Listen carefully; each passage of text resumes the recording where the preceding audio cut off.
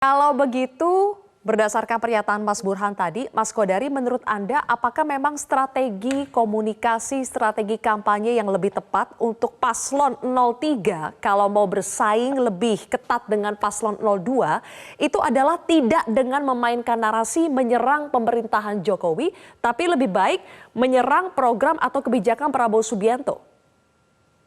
Mas Kodari.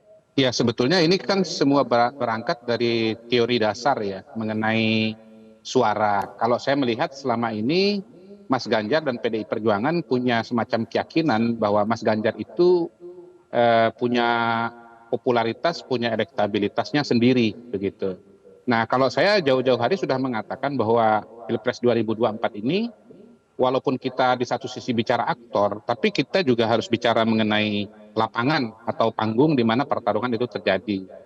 Nah, hemat saya pertarungan ini terjadi dalam sebuah panggung atau sebuah lapangan yang sangat diwarnai atau sangat dibentuk oleh persepsi masyarakat terhadap Pak Jokowi. Ya, saya sering mengatakan bahwa Mas Anies itu susah bergerak atau keluar dari angka 20% ketika tingkat kepuasan kepada Pak Jokowi itu angkanya 75-80% begitu, dan rasa-rasanya itu yang terjadi ya selama sekitar setahun ini. Kita tidak pernah melihat angka Mas Anies itu keluar dari angka menembus angka 30%. Nah, angka yang 80% lagi selama ini kan diperebutkan antara Ganjar dengan Prabowo.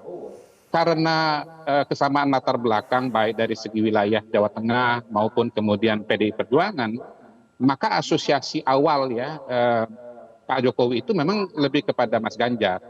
Tetapi semenjak beberapa sikap politik Mas Ganjar itu berbeda dengan Pak Jokowi, lalu dalam proses pencalonan Mas Ganjar, Pak Mahfud, kemudian Pak Jokowi seperti hilang perannya, dan belakangan kemudian ditambah dengan tadi yang disampaikan oleh Prof. Burhan bahwa ada serangan-serangan atau ofensif dari Mas Ganjar, lalu kemudian Ibu Mega, maka kemudian akhirnya disasosiasi atau pemisahan antara Mas Ganjar dengan Pak Jokowi itu semakin kuat gitu. Di sisi yang lain Pak Prabowo pribadi selalu menegaskan bahwa dia adalah keberlanjutan Pak Jokowi tanpa tedeng aling-aling, termasuk dalam pidato kemarin dia mengatakan, so what kalau memang saya ini mengatakan melanjutkan Pak Jokowi, saya kan timnya Pak Jokowi begitu.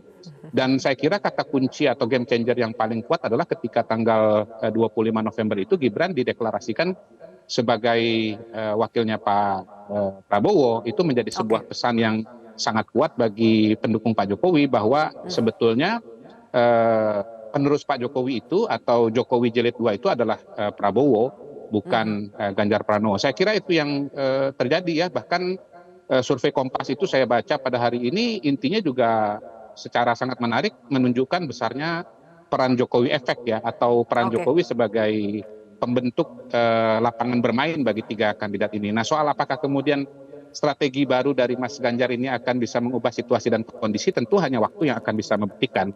Tapi paling tidak menurut saya secara logika politik sudah benar ketika menyerang Pak Jokowi, maka Mas Ganjar itu sebetulnya sedang menggeser dirinya untuk berebut kolam yang kecil, kolam 20% dengan Anies. Nah, dengan tidak menyerang Pak Jokowi, dengan menyerang Prabowo, dia sedang berusaha mengambil kolam suara yang besar yang 80% itu. Apakah kemudian akan berhasil atau tidak? Kita tunggu survei Mas Burhan dan kawan-kawan bulan depan, awal Januari.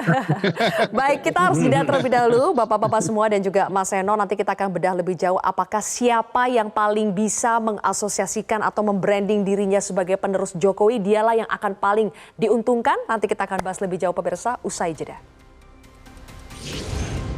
Jelajahi cara baru mendapatkan informasi. Download Metro TV Extend sekarang.